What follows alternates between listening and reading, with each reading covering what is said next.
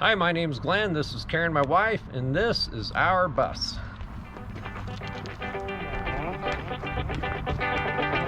Well, everybody, working on the bus again today, and today I'm working on the shower stall. I've got the walls pretty much ready for that. So I'm going to be installing this 1/2 inch thick James Hardie product. It's a Hardie board, cement board. It's 100% waterproof. The nice thing about the bus is that the whole side is only going to take 2 pieces. This piece is going to go about 1 foot from the top, or 1.5 feet from the top, and then I've just got to put 1 more piece on the top, which I already have cut. So what I did here was on this side wall here, after I cut it and fitted it in place to see if it was going to work, I went ahead and took it back out to the shop, and I was able to trace it out so that this piece here is identical to that piece within tolerances. So now this wall is mounted up, and what this is going to do, this stuff being 1/2 inch thick, is going to really strengthen up this wall. And it has a little bit of bend to it now. Once I put that on, that'll improve it some. And then the wall on the other side here is going to have a closet here anyway, and so that's going to really solidify it once that closet's all built. So getting the shower square was quite difficult. So once I had the shower base built or installed, then what I did was I did what's called the 3-4-5 rule. So I measured 3 feet across from the corner out, put a mark. Then I measured 4 feet up on the wall and put a mark. And then that should be 5 feet from corner to corner. Then you know how to square up. You know that this wall here is going to be square. So I did all that, and it came out within about 1/8 of an inch. And it wasn't completely ideal, but it came out pretty close. But if you get it right on at 3-4-5, that's the rule of thumb. So then I just measured across to this wall to get this wall straight, because I'll tell you, there is nothing straight in the bus. The floor isn't level. It's not level this way. It's not level this way. It's got humps and bumps, and it's very difficult to try to get anything square off of. So I figure once the shower base is here, at least if the walls are square with the shower base, then the tile should look good by the time it's finished. But some of the things that I've done in preparation here is I've got the shower base screwed to the OSB all the way around, and this cement board here is basically a product that you can just mount directly to the studs and without any intermediate support. Now, it's nice if you do fasten it directly to studs that you put some kind of support at the seams. But in this case here, with this 3/4 inch OSB, I've got 100% support backing for it. So, you know, people say, why would you use OSB in a shower? Well, you know, this OSB should never get wet. Number one, with the waterproof cement board on it. Number two, if the tile is done right, and if the tile is properly maintained.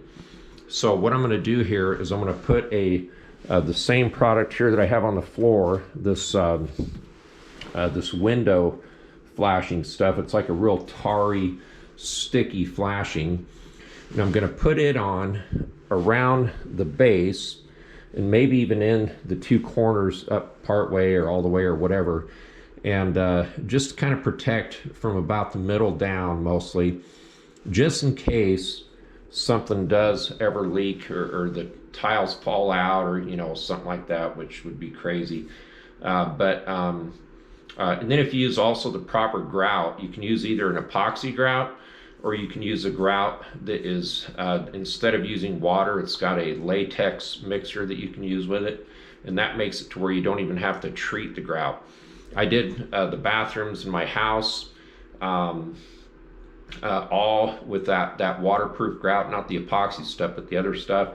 And that's been 10, 12 years now, and I've never had a problem. My bathroom floors, around my tub, the laundry room, the entire kitchen, and I've never had a single problem with any of that tile. So so this would be a pretty good project here in preparing the shower for the tile. So I'm gonna go ahead and work on that, and we'll see how that goes. So on the cutting of this cement board product, it's important to know that this is actually a cement board. So they have carbide tip saw blades that you can use to cut that, but they don't last very long. I have a diamond blade that goes in my skill saw that I've used for years now. I probably had the blade for 25 years, and that blade just keeps going and going and going. So with that being said, I put all the siding on my entire house, which is all a James Hardie cement board product. If you can see that, I did all the siding on that house myself with that same saw blade. Now, the part from the darker part isn't James Hardie, that's a different product there. But all the lighter gray material is all cement board. Plus we built a church and we used the same blade and all the cement board there. And I've used it for I don't know, probably a dozen showers and things, and in my house, and anyway, and it's just the way to go. And you just buy one of those blades for, I don't know, probably $15, $20, $25, and they just last forever. So if you use the carbide tip blades, they will wear out pretty quick, even the ones that are made for the cement board siding.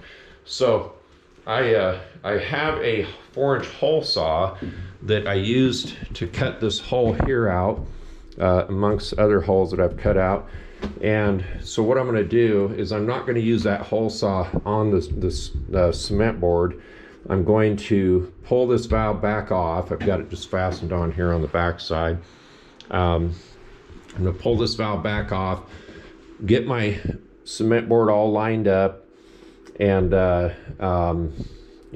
scribe the back side, go out to the shop and cut it, put it in place, and then I'll scribe the hole from the inside when I get that far, and then I'll probably just drill a series of little tiny holes with a carbide tip blade, and then punch that center piece out, because it doesn't have to be perfectly round. Okay, so I've got the tape in there, and I went ahead and went just about all the way to the top. Actually, that's where I ran out. And again, this tape is only a precaution. It is not a necessity. So if you're looking at it here and it's not perfect, you know, we don't need to get too excited about it. But it'll help just in case there is ever a problem. So this tape should work pretty good, strictly as a precaution. That's all it is. It covers the screws around the bottom, and of course the tile itself is going to go all the way to the top of the shower pan. The James Hardie tile backer is going to stop at the top, so there'll be a little bit of a gap there at the bottom that'll be filled with caulk, and that caulk will be something that, well, when I say caulk, it's a sanded caulk, and so that just finishes off the base. But so this makes for a pretty decent shower install. So next I'm gonna go ahead and put the James Hardie panels on. Okay, so I've got the series of holes drilled with my DeWalt here, and what I'll do is I'll just kind of drill and kind of combine the holes and stuff, and pop that piece out, and anyway, that should work pretty good. Okay, so I've got part of the shower walls up, the head wall where the shower head is, and then the other side, obviously. So what I've decided to do here before I put this piece in, which I already have cut, before I put this piece in here, I need to figure out what I'm gonna do with this ceiling. Now it's a real low ceiling, and I don't think it would be a good idea to use whatever I use in the rest of the bathroom for this ceiling here, because it's so low. It's gonna be getting a lot of steam. So I'm thinking about going ahead and getting some 1/4 inch hardy board or tile backer and literally gluing it to the ceiling. And then I'll go ahead and just put that thin wall tile on the ceiling and on down the walls. So that brings in this other discussion of this corner. So I think what I'm gonna do here, I'm gonna go ahead and 45 this off. I wanna fill this with foam, more than what it is. And matter of fact, you know, these places here where the steel is showing, that's pretty cold, you know, compared to all the rest of this. So that's probably my only spot in this whole bus where these pieces of steel are showing. So those I'll take care of the rest of those later. I will take care of them though, because the rest of the ceiling is pretty much 100% insulated with continuous insulation over all the steel, with the exception of those few places. So I'll probably use some spray foam in there. I've got enough of a lip here that I could add some more here, but I'm gonna go ahead and 45 it off, put spray foam inside there, and then I'll get my ceiling to come over, down at a 45, and then on down the wall. So before I finish these top 2 pieces, I'm gonna go ahead and work on that. So I thought I'd show a little progress here, kind of in the middle of the shower project here. So I still have yet to put the top piece on here, but I went ahead and put in a 45-degree piece here to cover that corner. And I also filled it full of spray foam, and then I'll go ahead and cover it with the same 1/2 inch material as I have here.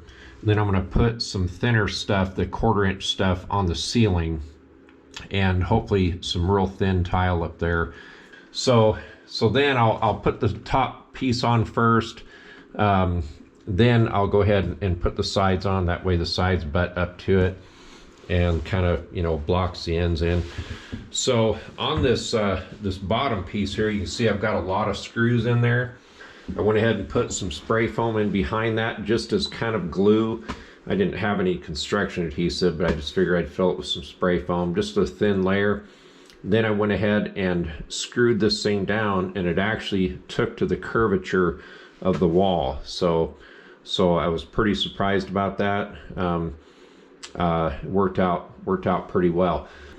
Okay, so I've got a few more things done here, but I've also made some changes. So I ended up pulling out the OSB from the ceiling of the shower and exposing the foam insulation here. So this foam insulation basically is hardy enough to actually mount tile to itself. So I put a piece in water overnight, and it holds up very well. And so I'm going to go ahead and just use this as my shower ceiling. That way I've actually, by the time I finish installing the tile, it'll be flush with the ceiling out here, whichever material that's going to be.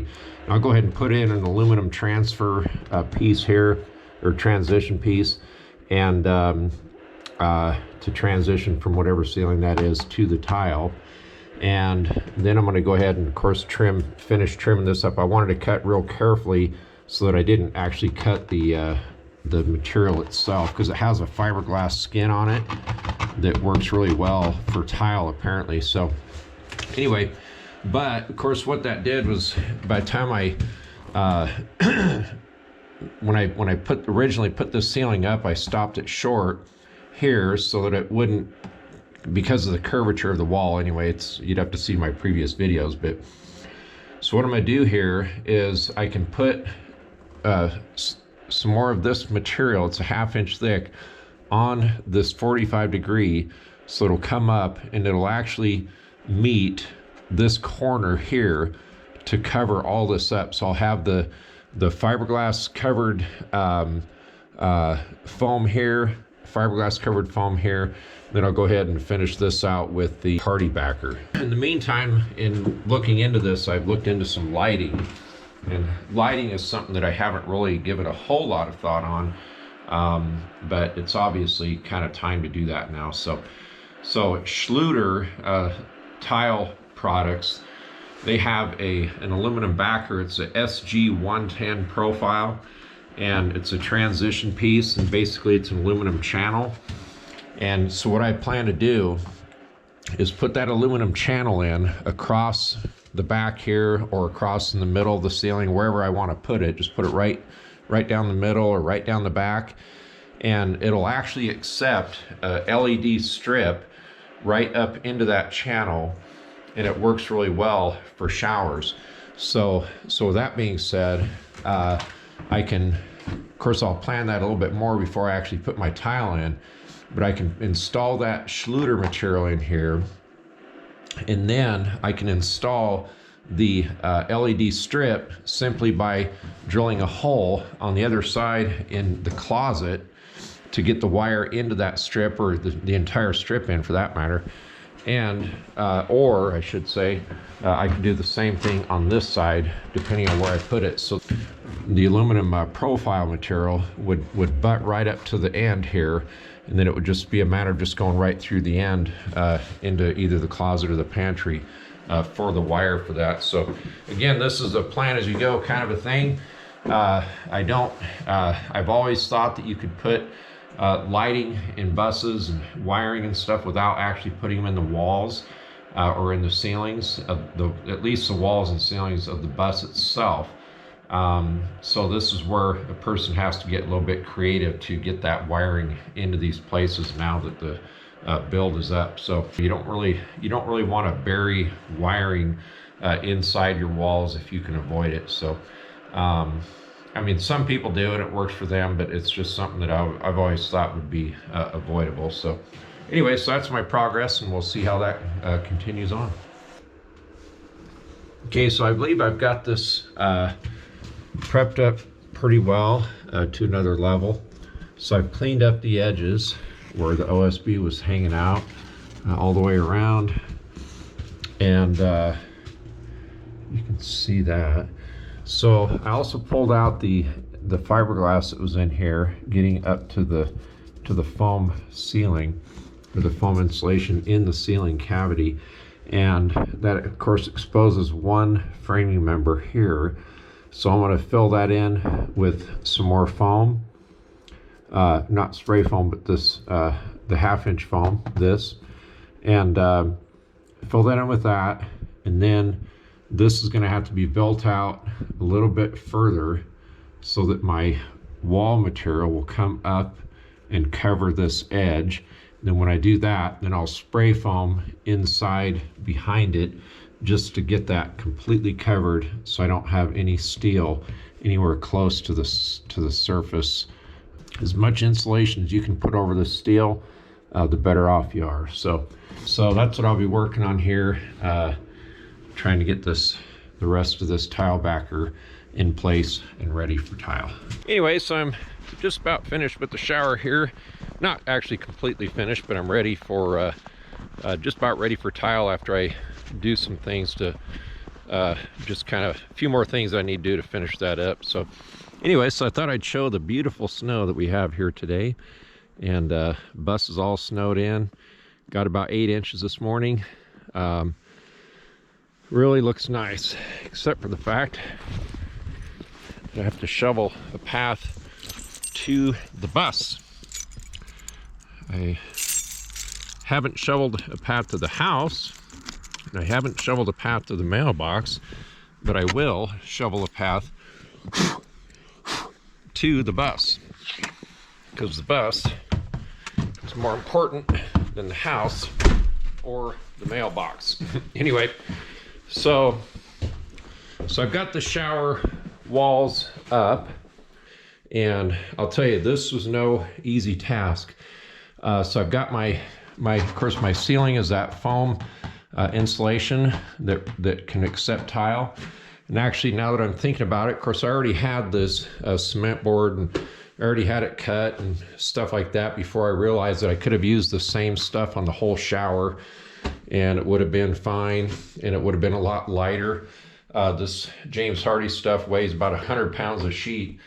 So I've got like a 500-pound shower added to the bus. But anyway, it is what it is.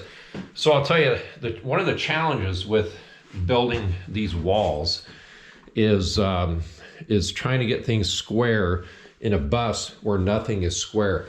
So what I ended up doing is I ended up putting, I drew a line down the ceiling, which you can't really see very well, but anyway, drew a line down the ceiling in the bathroom that shows the center of the ceiling. Then I've got a line on the floor that shows the center of the floor. And then I had to draw off of those lines at a 90 degree to get a square corner to the wall, because you can't just put a square on the wall and bring it out because it's going to be off. The walls are all wavy and this and that, and the floor is kind of wavy too.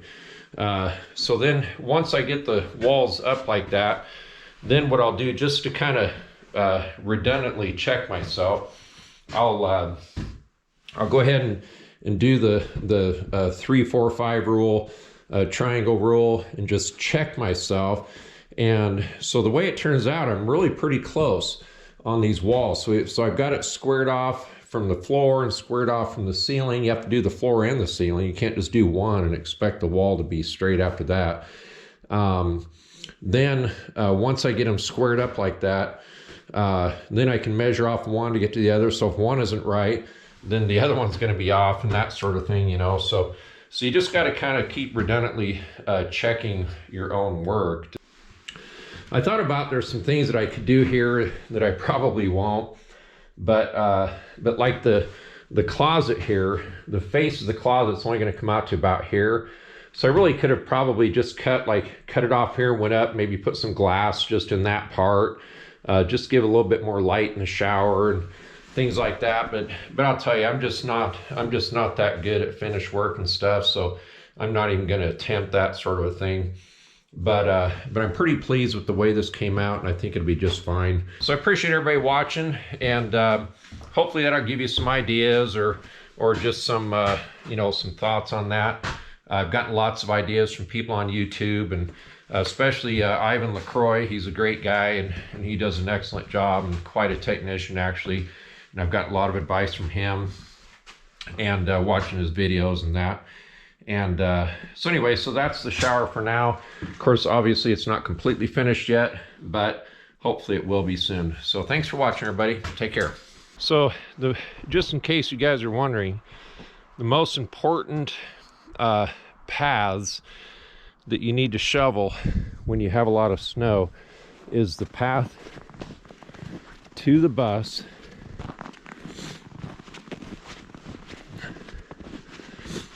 and then down the side of the bus, and the path from the bus to your shop.